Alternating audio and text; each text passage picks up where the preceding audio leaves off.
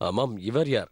இவர் எங்கள் உறவினர், சுசோத்தியா ராஜ்யத்தின் விடிவெள்ளி, மேவாடின் ராஜா உதயசிங் அவர்களின் புத்திரன் ராணா பிரதாப் சிங். அதோடு இவர் எங்களது மாப்பிள்ளை, முகலாய சாம்ராஜ்யத்தின் ஷெஹன்ஷா ஜலாலுதீன். அப்படி என்றால் என்னை தங்களுக்கு தெரிந்திருக்கிறது. சரியாக கூறினீர்கள். அனைவரும் உங்களை அறிவார்கள். எப்படி? கூறுவதற்கு அவசியமில்லை என்று நினைக்கிறேன். நீங்கள் கூறவில்லை என்றால் நான் எப்படி புரிந்து கொள்வது? விஷயம் புரிந்து கொள்வதை பற்றியல்ல, அவசியத்தை பற்றியது. இந்த நேரத்தில் மோசமானதை பற்றி பேச வேண்டிய அவசியமில்லை. அப்படி என்றால் எனக்கு நல்ல பெயர் இல்லை என்று கூறுகிறீர்களா? ஆமீரை தவிர உங்களுக்கு மற்ற இடத்தில் என்ன பேர் இருக்கிறது என்பதை தாங்கள் அறிவீர்கள் என்று நம்புகிறேன். தாங்கள் என்னை பற்றி என்ன நினைக்கிறீர்கள் என்பது தங்களது பார்வையிலேயே தெரிகிறது. அழகாக கூறினீர்கள். நான் இங்கு வந்தது திருமண சுபகாரியத்திற்காகத்தான். இல்லை என்றால் பார்வையை தவிர என்ன இருக்கிறது என்று காட்டியிருப்பேன். இது அதற்கான சமயம் அல்ல. அதனால் தான் நானும் அமைதியாக இருக்கின்றேன். இல்லை என்றால் என் வாளின் கூர்மை தெரிந்திருக்கும். என் வாளிலும் கூர்மைக்கு பஞ்சம் இல்லை.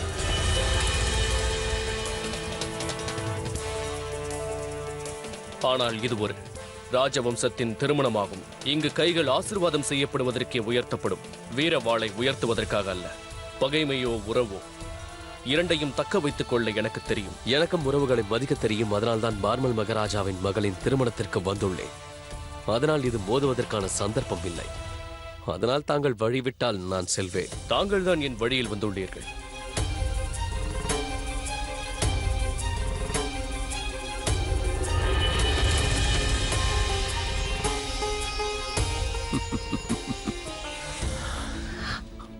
வாளை விட கூர்மையானது இவரது பேச்சு. ஷென்ஷா, இது திருமண சடங்கு நடக்கும் நேரம். மனக்கசப்பு வேண்டாம். வாருங்கள்.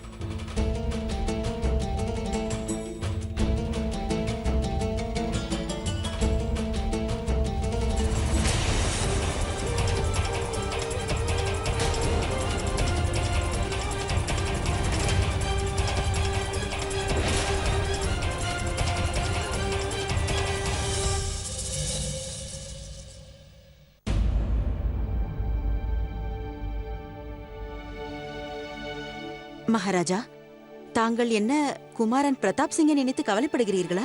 இல்லை, அவன் ஏதாவது பேசி குழப்பம் செய்வானோ என்ற கவலை எனக்கு இல்லை. சுகன்யாவின் திருமணத்தில் அபசகுணமாக எதுவும் நிகழக்கூடாதே என்பதே என் கவலை.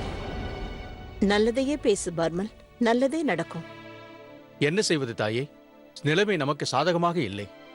ஷெஹன்ஷாவை விரோதியாக நினைக்கும் ராஜபுத்திரர் யாரேனும் இதை யுத்தகலமாக நினைத்துவிடக் கூடாது. ஆனால் கடும் காவல் விதித்திருக்கிறேன் என்று நீங்களே என்னிடம் கூறினீர்களே. மைனாவதி, பூட்டை தயாரிப்பதற்கு முன் சாவி செய்யப்படுகிறது. ஆனால் மனதில் குரோதத்தை கட்டுப்படுத்தும் சாவியை இதுவரை யாரும் தயாரிக்கவில்லை. பாதுகாப்பு ஏற்பாடுகள் கடுமையாக இருந்தாலும் கூட எதிரிகள் சந்தர்ப்பத்தை எதிர்நோக்கி காத்துக்கொண்டுதான் இருப்பார்கள். இதுபோன்ற சுப தருணங்களை அவர்கள் தனக்கு சாதகமாக்கிக் கொள்வார்கள்.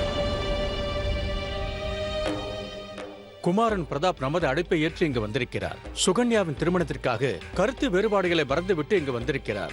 ஆனால் எனது அச்சம் ஷெஹன்ஷாவை சந்தித்த பிறகு மீண்டும் வரக்கூடாது என்று அஞ்சுகிறேன். கவலைப்படாமல் இரு பார்மல், எனக்கு நம்பிக்கை இருக்கிறது. நேவார்க்கின் சுதோத்தியா வம்சத்தைச் சேர்ந்த குமாரன் பிரதாப் தன்னுடைய உறவுக்காரர்களிடம் எதுவும் செய்ய மாட்டான். தன்னுடைய அத்தை மாமாவின் மனதை எந்த விதத்திலும் புண்படுத்த மாட்டார். தவறாக எதுவும் செய்ய மாட்டார். நம் இரண்டு குடும்பங்களுக்கு இடையில் இருக்கும் மனக்கசப்பை போக்கத்தான் இந்த இரண்டு தரப்பில் இருக்கும் பெண்களும் முயற்சிகளை மேற்கொண்டும் மகாராஜா. ஆனால் தாங்கள் அச்சம் கொண்டது போல் ஏதாவது நடந்துவிட்டால் பிறகு நாங்கள் எங்கள் முகத்தை யாரிடம் காட்டுவோம்? ஷெஹன்ஷா நமது மாப்பிள்ளை, பிரதாப் சிங்கோ நமது விருந்தாளி. தேவி மாதாவே, இந்த திருமணத்தில் எந்த சங்கடமும் நிகழ்ந்துவிடக் கூடாது.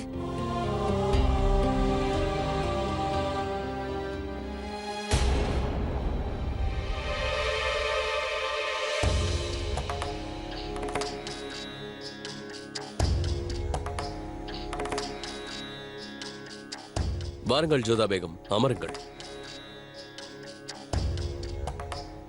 நான் உங்களிடம் ஒரு முக்கியமான விஷயம் பேச வந்திருக்கிறீர்கள். எப்பொழுதெல்லாம் என்னை பார்க்க வருகிறீர்களோ அப்பொழுதெல்லாம் இதையே தான் தாங்கள் கூறுவீர்கள். கூறுங்கள். தாங்கள் பிரதாப் சிங்கை சந்தித்தீர்களா? நான் அவரை சந்தித்தேன், அவர் என்னை சந்தித்தார். இப்பொழுது அதற்கு என்ன? நான் நினைப்பது என் சகோதரியின் திருமண நாள் யுத்த நாளாக மாறக்கூடாது. இதை ஒரு காரணமாக வைத்தாவது தாங்கள் என்னுடன் பேச வந்திருக்கிறீர்களே. தந்தை கவலையாக இருக்கின்றார். உங்கள் இருவருக்கும் இடையே ஏதாவது நடந்துவிடுமோ என்று. அதனால் நான் தங்களிடம் கேட்டுக்கொள்கிறேன், நீங்கள் அவரோடு சண்டையிடாதீர்கள். அதுதான் விஷயமா? என் மீதுள்ள கவலையினால் தான் தாங்கள் இப்படி பேசுகிறீர்கள் என்று நினைத்தேன்.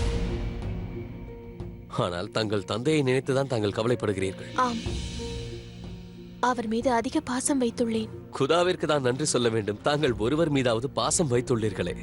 ஒருவர் மீதாவது தங்களுக்கு அக்கறை இருக்கிறது. சரி, போகட்டும். குறைந்தபட்சம் என்னால் எந்த பிரச்சனையும் வராது என்று நான் உங்களுக்கு வாக்களிக்கிறேன். ஆனால் என் நிபந்தனையை நீங்கள் ஏற்க வேண்டும். என்ன நிபந்தனை? முதல் நிபந்தனை என்னவென்றால், அவர் தேவையில்லாமல் எனது ஆட்கள் மீது பழி கூறினால் நான் என் நிபந்தனையை மீறி விடுவேன், தெரிந்து கொள்ளுங்கள். சம்மதம். அவ்வாறு நடக்காது. என்னுடைய இரண்டாவது நிபந்தனை, நான் ஆமீரில் இருக்கும் வரை தாங்கள் என்னுடன் தான் இந்த அறையில் ஒவ்வொரு இரவையும் கழிக்க வேண்டும். இது என்ன நிபந்தனை? நான் இந்த நிபந்தனையை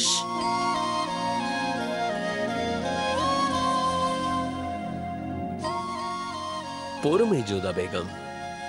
தாங்கள் என்னோட இந்த அறையில் இல்லை என்பது ஆமீரில் இருப்பவர்களுக்கு தெரிந்துவிட்டால் பிறகு இந்த செய்தி காற்றில் பரவி தங்களது தந்தைக்கு தெரிந்துவிட்டால் அவர்கள் மிகவும் வருத்தப்படுவார். அவர் கவலை கொள்வது உங்களுக்கு பிடிக்காது அல்லவா? எனக்கு மகிழ்ச்சியாக இருக்கிறது. இங்கு தாங்கள் என்னோட சண்டை போடவே முடியாது. கூறுங்கள், இதற்கு தாங்கள் சம்மதிக்கிறீர்களா?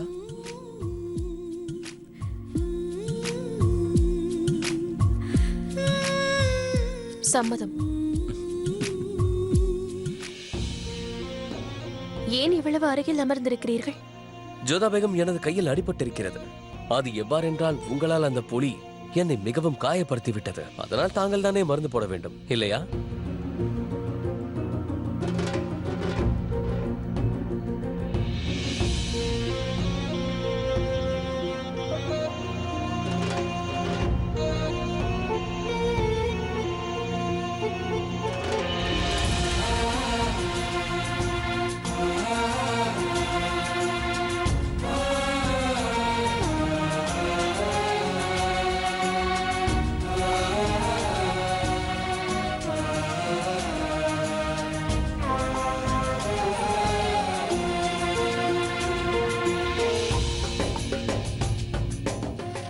ஜோதா பேகம், என்னவென்றால் எனக்கு தலையிலும் வலிக்கிறது. தாங்கள் சற்று தலையை பிடித்து விட்டால் நன்றாக இருக்கும். ஆக்ராவாக இருந்திருந்தால் இந்நேரம் ஒரு அடிமை எனக்கு இதை செய்திருப்பார்கள். ஆனால் இது ஆமீர் அல்லவா? வேறு யாராவது அந்த சேவையை செய்தால் தங்கள் தந்தைக்கு கவலை வரும். அப்படித்தானே ஜோதா பேகம்?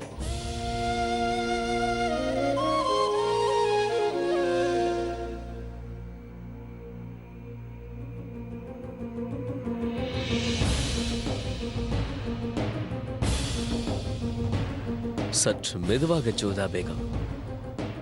என்னுடைய கழுத்தை நிறுத்தி விடாதீர்கள். தொடருங்கள்.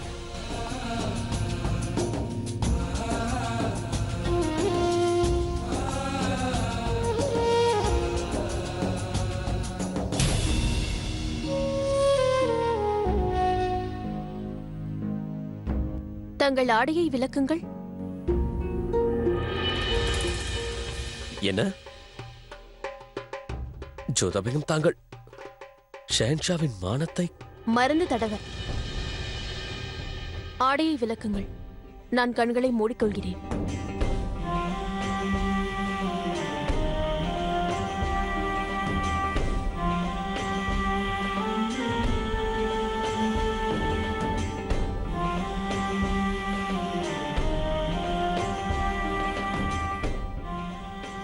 நான் தயார் ஜோதா பேகம்.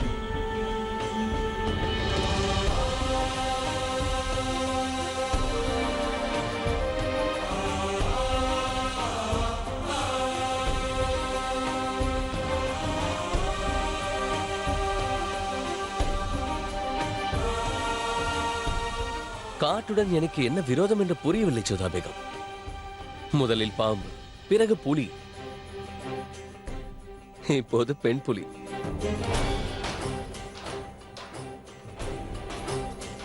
இனி மருந்தை நீங்களே போட்டுக் கொள்ளுங்கள்.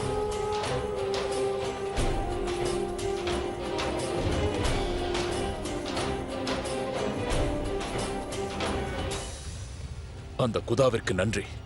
தாக்கியவர்கள் எவரும் உயிருடன் பிடிபடவில்லை. பிடிபட்டு இருந்தால் நம் ரகசியம் தெரிந்திருக்கும். உயிரோடு பிடிபட்டால் மட்டும் என்னவாகிவிடும்? நான் அவர்களை சந்தித்த போது என் முகத்தை துணியால் மூடி வைத்திருந்தேன். நான் யார் என்று அவர்களில் ஒருவராலும் கண்டறிய முடியாது. எதிர்பார்த்ததை விட பாதுகாப்பு ஏற்பாடுகள் மிகவும் அதிகமாக போடப்பட்டிருந்தது. ஆகையால் தான் அவரை நெருங்குவது கடினமாக இருந்தது. அதிகமான வீரர்கள். ஷெரீஃபுதீன், நாணயத்திற்கு இரு பக்கம் உள்ளது போல ஜலாலுக்கு இவ்வளவு எதிரிகள் உள்ளபோது குறிப்பாக ஒருவரை கண்டறிவது கடினம். அந்த வகையில் பார்த்தால் நாம் செய்ததை யாராலும் கண்டறிய முடியாது. கவலைப்படாதே, அதோடு நமக்கு இன்னொரு வாய்ப்பும் விரைவில் கிட்டும். ஆதாம், ஒரு வகையில் உன் மீது எனக்கு நம்பிக்கையே இல்லை என்றாலும் உனது பிடிவாதத்தை பார்த்த பிறகு உன் மீது எனக்கு சிறிது நம்பிக்கை வந்திருக்கிறது. பாராட்டுக்களுக்கு நன்றி. நினைவிருக்கட்டும், நமது லட்சியங்களை பற்றி இங்கு பேசிக் கொண்டிருப்பது நல்லதல்ல. இங்குள்ளவர்கள் மேல் எனக்கு கடுகளவும் நம்பிக்கை இல்லை. வருகிறேன். அல்லாஹ் ஹாஃபிஸ். குதாஃபிஸ்.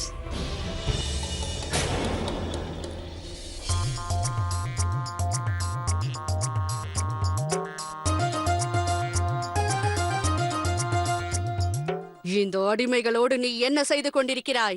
வாருங்கள் அம்மா அவர்களே. என்ன? நான் ஆமிரில் பேசுபவர்கள் போல் பேசுகிறேன். நான் இவர்களிடம் இதைதான் கற்றுக்கொண்டேன். இனிமையாக இருக்கிறது அல்லவா? அத்தை என்பதும் இனிமையாகத்தான் இருக்கிறது. இருந்தாலும் சிறு சிறு மாற்றங்கள் நமக்கு உற்சாகம் அளிக்கும் அல்லவா? அம்மா, தந்தை, அக்கா, நாம் இவர்களில் ஒருவராக மாறிவிட்டால் போதும். உதாரணத்திற்கு இன்று முதல் உங்களுடைய பெயர் அத்தம்மா. பிறகு அவரை நான் கணவரே என்று அழைப்பேன். பிறகு நான் செயின்ஷாவை எவ்வாறு அழைப்பேன்? நாம் இங்கு விருந்தினர்களாக வந்திருக்கிறோம் ஜாவிதா, அரட்டை அடிப்பதற்கு இல்லை. ஓஹோ, யார் அறிவார்? பிறகு பேச வேண்டிய நிலைமை வந்தால்? அதுவும் இல்லாமல் என் கணவரின் வேலையை பார்த்தால் என்றாவது ஒரு நாள் நம்மை மாளிகையிலிருந்து வெளியே அனுப்பி விடுவார்கள். தாங்கள் ஏன் கோபப்படுகிறீர்கள்? எவ்வளவு சீக்கிரத்தில் நான் புது பாஷையை கற்றுவிட்டேன் என்று தாங்கள் பெருமை கொள்ள வேண்டும். நமக்கு கீழே உள்ளவரிடம் எப்படி பேச வேண்டும் என்று கற்றுத்தர வேண்டுமா? அடிமைகளிடம் எவ்வாறு நடந்து கொள்ள வேண்டும் என்று உனக்கு தெரியாது? பெரியவர்களோ சிறியவர்களோ அதில் என்ன இருக்கிறது? நான் உங்களிடம் ஒரு விஷயம் கூறட்டுமா? இங்கே பாருங்கள் அத்தை அவர்களே, எனக்கு இங்க இருப்பவர்களை மிகவும் பிடித்துள்ளது. அப்படி என்றால் நான் ஒன்று செய்கிறேன். உன்னை இங்கேயே விட்டு செல்கிறேன். ஆக்ராவிற்கு வர வேண்டிய அவசியம் இல்லை. என்ன கூறிவிட்டீர்கள்? என் ஞாபகம் வந்து தாங்கள் அழுது கொண்டிருந்தால் நான் இங்கிருந்து என்ன செய்வேன்? யோசித்து கூட பார்க்க முடியவில்லை. யா அல்லாஹ், என் மகனுடைய விதி எந்த அளவிற்கு மோசமாக இருக்கிறது என்று இன்று நான் அறிந்து கொண்டேன். அது உண்மைதானே? இப்பொழுது கூட அவர் பாஷாவாக வேண்டும் என்ற எண்ணம் உடைந்து விட்டது. வாயை மூடு. நீ வாயை மூடுவதற்கு நான் என்ன செய்ய வேண்டும் என்று சொல். இனி ஒரு வார்த்தை வந்தால் நாவை கொய்து கையில் கொடுத்து விடுவேன். எப்பொழுது வாயை திறந்தாலும் அறிவின்மையும் முட்டாள்தனமும் தான். ஆதகம் கான் எங்கே இருக்கிறான்? உன்னிடம்தான் கேட்கிறேன். ஆதகம் எங்கே இருக்கிறான்? ஜாவிதா, வாயை திறந்து பேசு. ஆதகம் கான் எங்கே?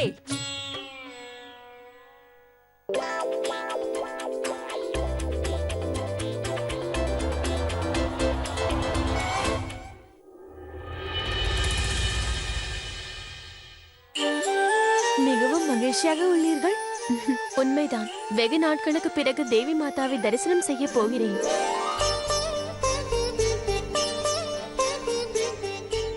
வணக்கம் அத்தை. வணக்கம் அம்மா. வணங்குகிறேன் பாட்டி. நலமாக இரு. காலையிலிருந்து நான் உன்னை பார்க்கவே இல்லையே. நான் இன்று காலை சற்று அதிக நேரம் உறங்கிவிட்டேன். இரவில் தூங்குவதற்கு வெகு நேரமாகிவிட்டது. அதனால் காலையில் எழுந்திருக்க முடியவில்லை.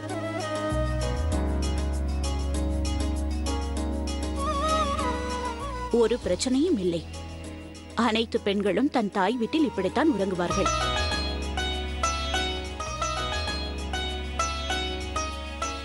சலாம் அலைக்கும் தாயே. ராணி உங்களுக்கும், பாட்டி உங்களுக்கும். அம்மாடி ஜோதா, நீ தேவி மாதாவின் தரிசனத்திற்காக கோவிலுக்கு செல்கிறாய் அல்லவா? நீ மாப்பிள்ளையையும் அழைத்து செல்லலாமே. அவரும் தரிசனம் செய்யட்டும். அம்பாள் உங்கள் இருவருக்கும் தீர்க்காயுசை தருவாள். நானா? ஆனால் பாட்டி, ஷெஹன்ஷா அதாவது என்னவென்றால் அவருடைய கட்டுப்பாடுகள். இதற்கு சம்மதிக்கவில்லை என்றால் என்ன செய்வது? ஏன் ஜோதா பேகம்? ராஜபுத்திர வம்சத்தைச் சேர்ந்த தாங்கள் அஜ்மீர் ஷெரீஃபிற்கு வரும்பொழுது முகலாயராக இருந்து தங்களுடன் கோவிலுக்கு வருவதில் எனக்கு எந்த பிரச்சனையும் இல்லை. ஷெஹன்ஷா கோயிலுக்கு செல்வார். கங்கார் சிங் அதற்கு ஏற்பாடு செய்வான்.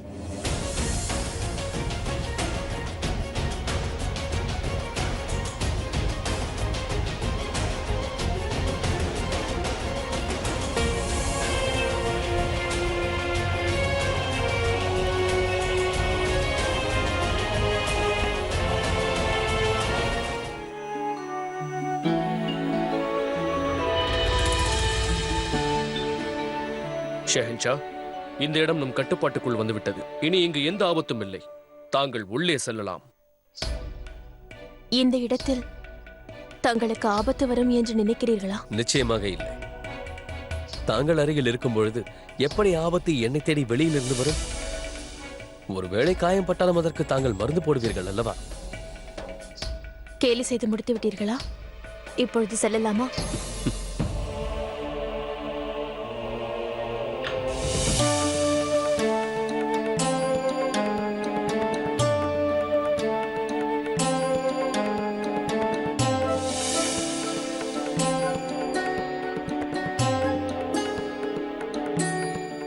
இருங்கள் ஷெஹன்ஷா.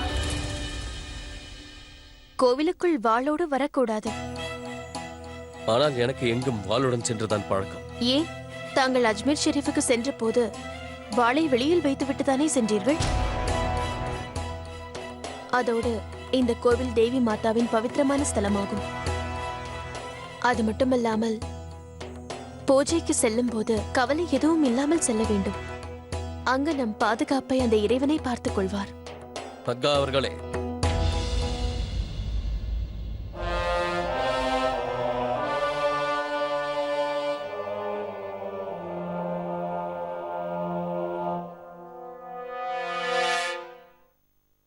இப்போது செல்லலாமா?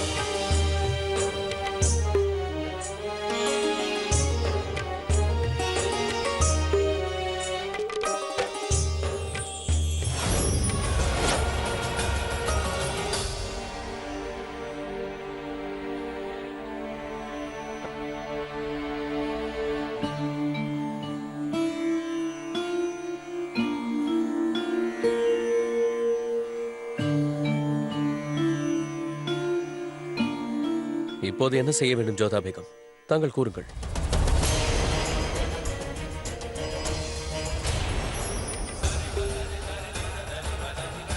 எந்த மண்ணில் நான் பிறந்தேனோ அந்த மண்ணின் மீது ஆணை, தங்களுடைய நகையை திருடியவன் யாராக இருந்தாலும் நான் அவனுடைய சிரசை கொய்து கொண்டு வருவேன். என்னவாயிற்று ஜோதா பேகம்? இதுவரை பூஜைக்கு பின் நான் தங்களின் முகத்தில் அமைதியை தான் பார்த்திருக்கிறேன். ஆனால் இன்று தங்கள் முகம் பதட்டமாக இருக்கிறது. எனக்கு என் மீதே கோபம் வருகின்றது. இன்று வரை நான் தேவி மாதாவிடம் என்ன வேண்டினேனோ அதை எனக்கு அளித்திருக்கின்றார். ஆனால் நான் அவருக்கு ஒரு சத்தியம் செய்தேன், ஒரு உறுதிமொழியை அளித்தேன்.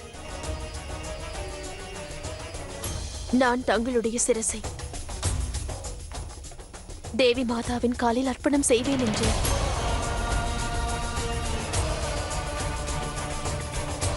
ஆனால் என்னுடைய துர்பாகியத்தை பாருங்கள். இனி எப்பொழுதும் அந்த வாக்கை என்னால் நிறைவேற்ற முடியாது.